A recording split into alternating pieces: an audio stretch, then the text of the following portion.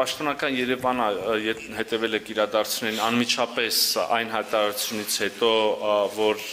խաղաղության համաձայնագրի տեքստը համաձայնեցված է, առաջարկել է սկսել խորհրդակցություններ, որոշելու համաձայնագրի ստորագրման տեղը, ժամը եւ մյուս մանրամասները։ Այս պահին մենք նույն պատրաստակամությունը պաշտոնական Բաքվից չենք լսել։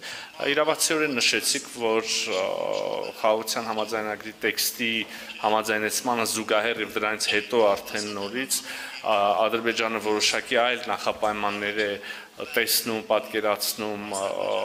մինչև զուգահեռ կամ հետո խաղաղության համաձայնագրի ստորագրումից, ինչ պետք է անենք հարցնենք, պետք է շարունակենք աշխատել, բանակցել եւ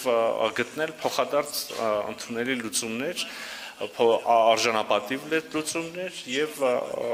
երկարատև խաղաղություն ապահովող լուծումներ, այլընտրանք ուղղակի չկա։ Այս պահին այո, չկա